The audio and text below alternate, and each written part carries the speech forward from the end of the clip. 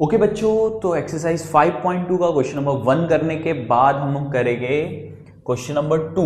ठीक है, तो choose the correct in the following. आपको इसमें से चूज करना है कि कौन सा करेक्ट है।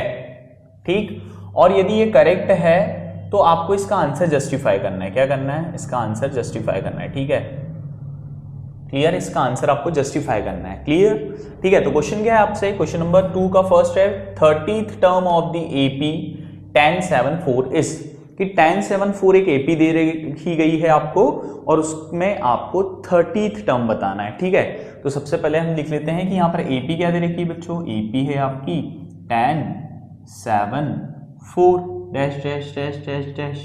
ठीक है, अच्छा एपी आपको क्या जानकारी देती है? एपी आपको क्वेश्चन करने की सारी जानकारी देती है। ठीक है, तो एपी यहां पर आपको लिखी है, तो एपी की जो पहली टर्म होती है उसको आप A1 बोलते हो या आप उसको ए भी बोल देते हो। तो फर्स्ट टर्म क्या आ गई बच्चों? आपकी 10।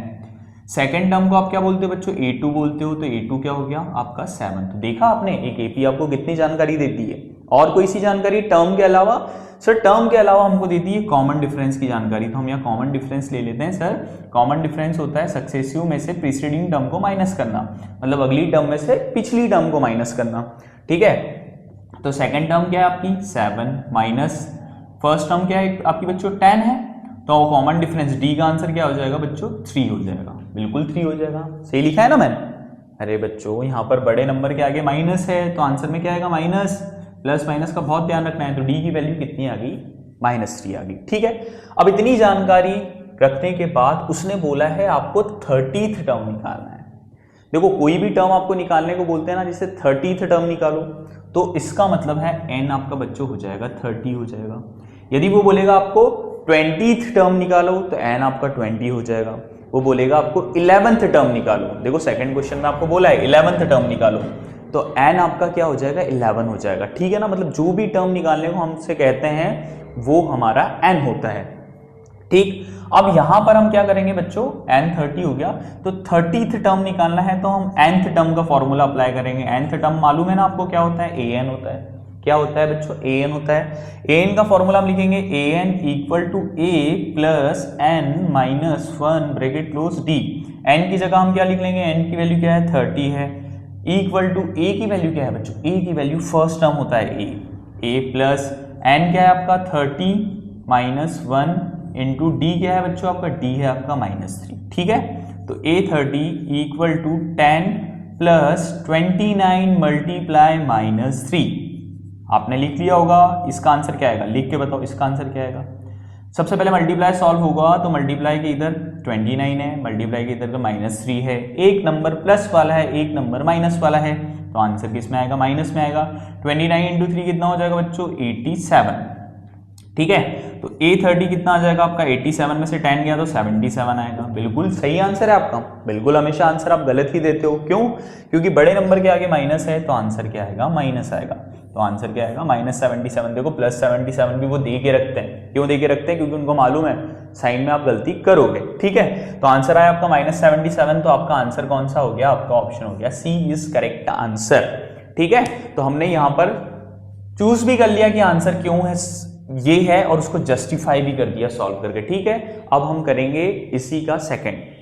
हम कर रहे हैं क्वेश्चन नंबर 2 का सेकंड। क्वेश्चन क्या है? Find the 11th term. आपको 11th टर्म निकालनी और एपी दे रखी है भैया। सबसे पहले तो एपी हमको बहुत सारी जानकारी दे रखी है, देती है, तो एपी लिख लेते हैं -3 -1/2 2 डैश चलता रहेगा। ठीक है, सबसे पहला क्या दिया हो रहा था? फर्स्ट टर्म को हम A1 और A दोनों कहते हैं और उसकी वैल्यू क्या है? -3।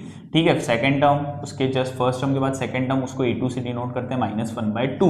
ये जानकारी दे रही है एपी। और बताओ क्या जानकारी देगी? पिछले क्वेश्चन में आपने सीखा कि हमको डी की वैल्यू बता दी। कॉमन डिफरेंस जो होता है अगली टर्म में से पिछली टर्म को माइनस करना, तो अगली टर्म A2 है, सेकंड टर्म में से फर्स्ट टर्म को माइनस कर देंगे। तो बताओ A2 क्या है आपका? A2 सर -1/2 माइनस A1 क्या है? A1 आपका सर -3 है, तो माइनस वाली टर्म को हम किसमें लिखते हैं? ब्रैकेट में। सर इसके बाद नहीं आता सर, कैसे होता है इसको सॉल्व? हमको नहीं करते आता।